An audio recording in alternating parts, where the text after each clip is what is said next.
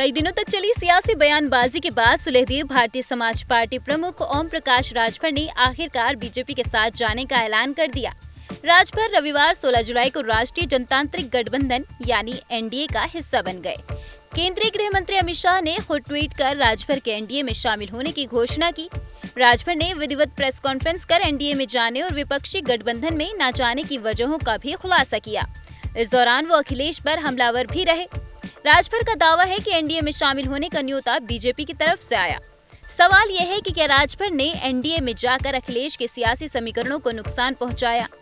क्या राजभर 2024 लोकसभा चुनाव में बीजेपी के मिशन 80 के लिए बड़ा हथियार साबित होंगे?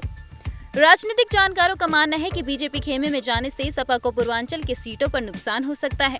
पूर्वांचल के किले में सुभाषपा मजबूत कड़ी मानी जाती है। बीजेपी ने मजबूत कड़ी को अपने पाले में कर लिया है।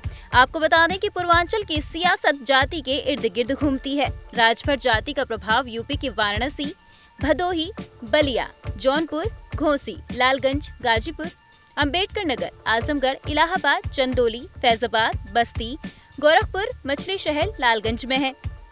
पूर्वांचल की 16 सीटों पर बीजेपी ने सियासी नफा नुकसान देखकर ओम प्रकाश राजभर को एनडीए में शामिल करने का फैसला किया।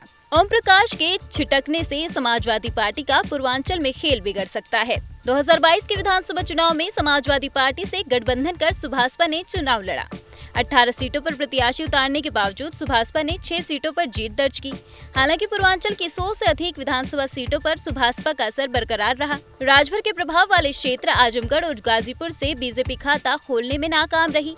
मऊ जिले में बड़ी मुश्किल से एक विधानसभा सीट पर बीजेपी को सफलता मिली। 3 विधानसभा सीट पर सपा सुभाषपा गठबंधन को जीत मिली।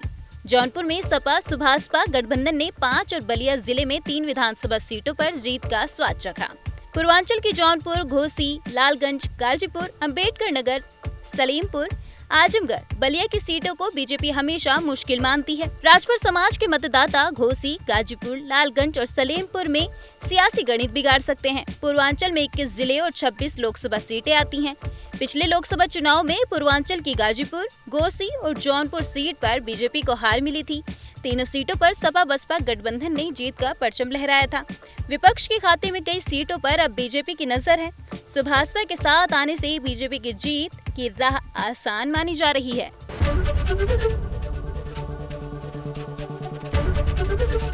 एबीपी गंगा, खबर आपकी, जुबान आपकी।